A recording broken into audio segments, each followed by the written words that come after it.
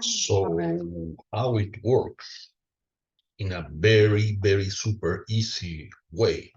Super easy, okay? Super easy. So first of all,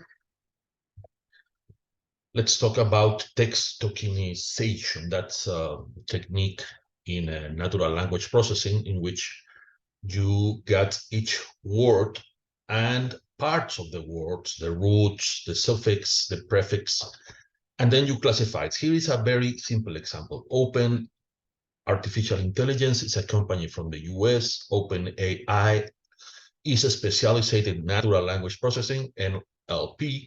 The USA is not a company. So we put the tokens, in this case, the words, not the roots or other things that are more complex, and we put it over here. And then this is a very simple algorithm. We counted times the word appears in this context. This is a context, you see? It's a serial of words and sentences in a context. Okay, so is in this context is the word that appears the most, 16%. So you see here we have vectors. This is a vector. The text one, all of these numbers is part of a vector or a matrix in this case, because you can see each of these constants as the part of an equation. So is could be an equation here, you see. So there is a functional relationship between these tokens or words, and the weights of those relationships is here in the occurrences, okay? So let's jump to how this works. This works in this way. This is the Bayes theorem, the Bayes probabilities. That's a probability that given something, what is the probability of other thing? For instance, given that I am in the USA, what is the probability that somebody will speak Spanish? Let's say 20%, 30%. Given that I am in the US, what is the probability that somebody will speak English?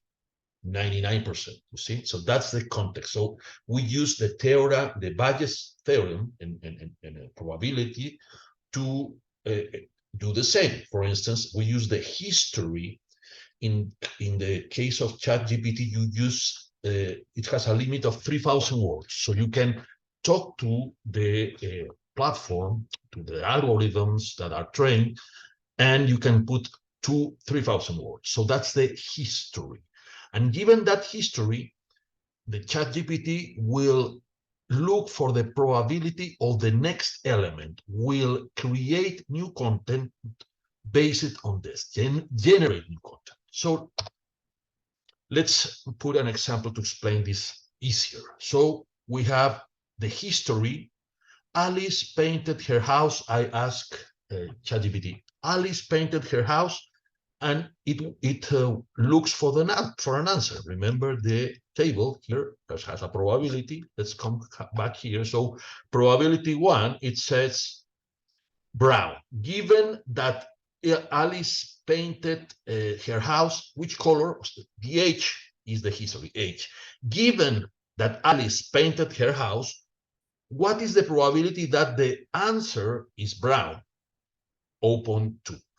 Beige, open 1, and etc. So you will have billions of probabilities given in this case, because the combinatorial is gigantic, no? In the context and how you train ChatGPT, you use the whole internal basically. So the quantity is gigantic, no? But in this case, I'm showing you the probabilities of each token of each word. So mostly it will say brown will be most probability that has the highest probability. There will be thousands of others and even others with 0, given the vectors.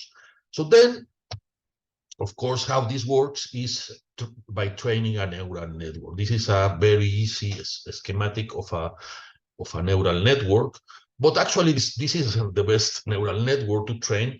Actually, these natural language processing models were trained originally with long short-term memory neural networks. This is a kind of neural network here, you can see it, in which it can remember things.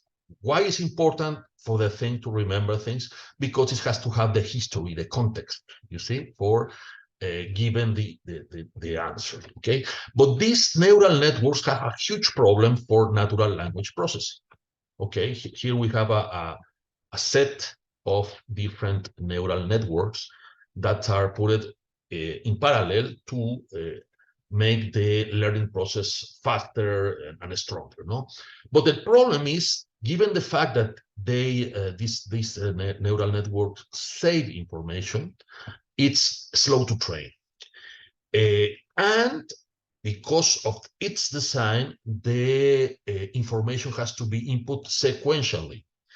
But the new GPUs that we use to train neural networks are designed for parallel computing. So we have a huge, huge problem. So the big question that the guys at ChatGPT solved in a paper that was published 2 years ago is how we can parallelize sequential data. No, that's the main advance these guys made, and it's very smart how they did it. No, so for instance, this is the transformer neural network. It's a neural network that translate, okay, the tokens to machine friendly language. Let me show you how it happened. And this is, you can see this in the paper, attention is all you need. You put that on the internet and the genius that created this will appear. And those guys, of course, work for OpenAI that uses this for training the OpenAI. No?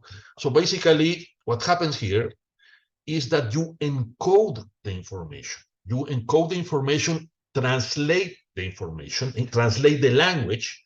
These tokens are in English, and the English for GPUs is a complex language.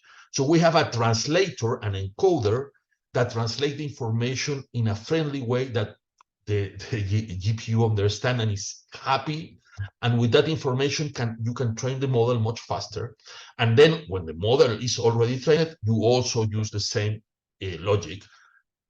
But now we are humans. We cannot work with the language of the GPU. So we need a decoder that translates back to English. So that's the geniuses, that the very intelligent thing they do is that by translating this to friendly GPU language, you can train it much faster, rapidly, with less resources. However, all the investments that GPU, OpenAI, I'm sorry, has done is gigantic. Billions and billions of dollars they have invested in that way. So let's explain this of the translator, on the decoder. And this is the last part. So basically, we have here a representation of data. No? We have red data and blue data. So how I separate this data? If I put a circle, maybe it could be, or a line. Is complicated. No, that's the way in which the GPU is in this. I need to separate this a lot to be able to perform my analytics here. So this representation for me, this human representation, does not do. So let's translate this into GPU language. And here we are. We have an vectorial hyperspace, and you see this represents that now, for if we add another dimension, in this case are billions of dimensions, because we use a Gaussian vectorial normal distribution, but that's another history. But we add a new dimension here, okay? And now for the GPU, it's very easy to see that you have this blue related token text here in this hyperspace, and the red ones here in the other space. So we change the dimensions of the tokens to a dimension set, a vectorial dimension set that's much easier for the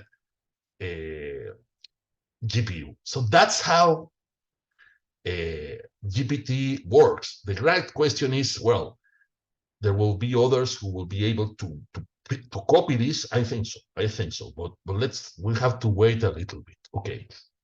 Good luck.